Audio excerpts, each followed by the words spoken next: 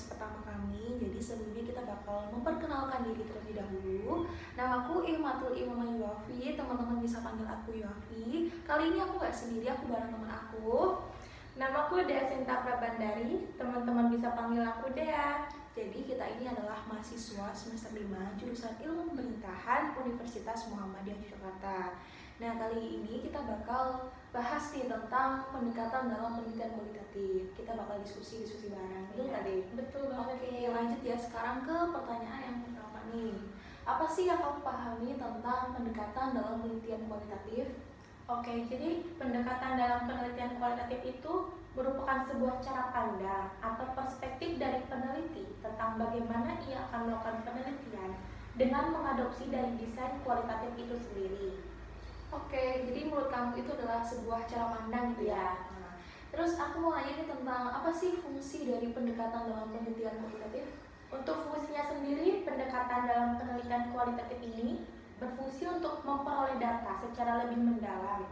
Karena seperti yang kita ketahui, penelitian kualitatif ini umumnya menggunakan teknik observasi partisipatif dan juga wawancara secara mendalam, sehingga nantinya juga akan memperoleh data secara mendalam. Nah, selain itu juga berfungsi untuk mengembangkan sebuah teori dan juga untuk mendeskripsikan tentang bagaimana realitas serta kompleksitas yang terjadi pada suatu fenomena yang akan diteliti. Oke, sekarang kita lanjut ya. Tentang 5 pendekatan nih, coba sebutin 5 pendekatan dalam penelitian kualitatif. Oke, Vi, jadi pendekatan dalam penelitian kualitatif itu ada 5 ya. Yang pertama yaitu ada pendekatan fenomenologi, yang kedua ada pendekatan etnografi, yang ketiga ada pendekatan studi kasus, yang keempat ada pendekatan historis, dan yang terakhir ada pendekatan teori dasar. Oke, coba jelasin dong definisinya secara singkat. Oke, untuk yang pertama dulu kita ke pendekatan fenomenologi. Nah, pendekatan ini tuh peneliti mencoba untuk memahami tentang bagaimana satu ataupun lebih individu itu mengalami sebuah fenomena. Nah, hal tersebut itu dilakukan untuk mengkaji serta mengungkap kesamaan makna dari fenomena yang dialami oleh individu tersebut. Dan untuk yang kedua yaitu ada etnografi. Nah, etnografi ini penelitian yang digunakan untuk mengkaji suatu bentuk maupun fungsi dari bahasa yang ada di dalam budaya yang selanjutnya digunakan untuk berkomunikasi oleh individu di dalamnya. Nah, dalam pendekatan ini, peneliti itu harus secara langsung ikut terlibat serta mengikuti keseharian dari objek yang ditelitinya. Dan untuk yang ketiga yaitu ada studi kasus. Nah, pendekatan ini meneliti tentang suatu kasus tertentu yang ada di dalam masyarakat yang dilakukan tentu secara mendalam. Nah, hal tersebut itu dilakukan untuk mengkaji tentang bagaimana sih latar belakang, bagaimana keadaan, serta bagaimana interaksi yang ada di dalamnya. Dan yang keempat ada pendekatan historis. Nah, pendekatan ini meneliti tentang peristiwa masa lalu. Hal tersebut terkait dengan hipotesis tentang bagaimana sih sebab akibat dari peristiwa itu kenapa bisa terjadi, yang nantinya juga dapat membantu untuk mendeskripsikan peristiwa masa lalu itu dan juga bisa untuk mengantisipasi peristiwa di masa kini maupun di masa depan. Dan untuk yang terakhir itu ada pendekatan teori dasar.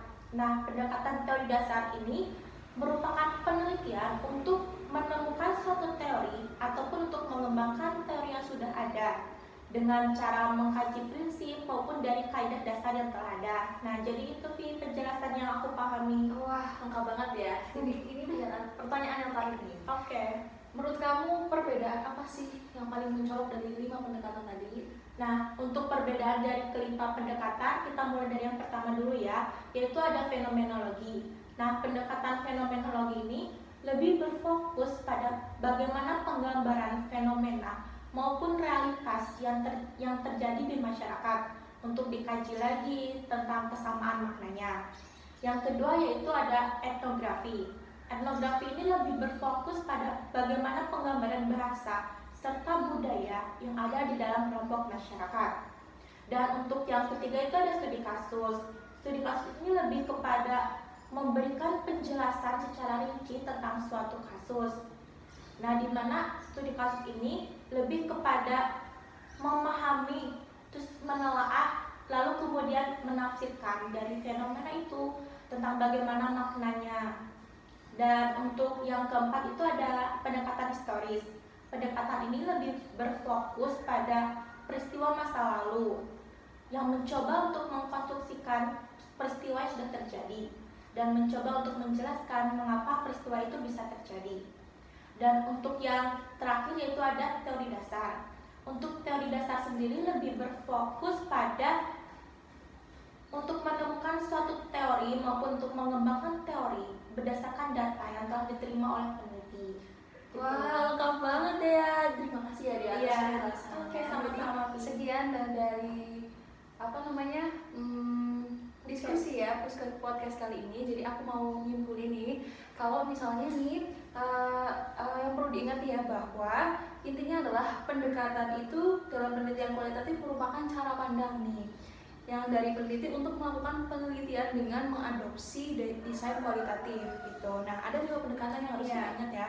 Jadi yang pertama itu ada studi kasus, kemudian ada etnografi, terus kemudian ada fenomenologi, terus ada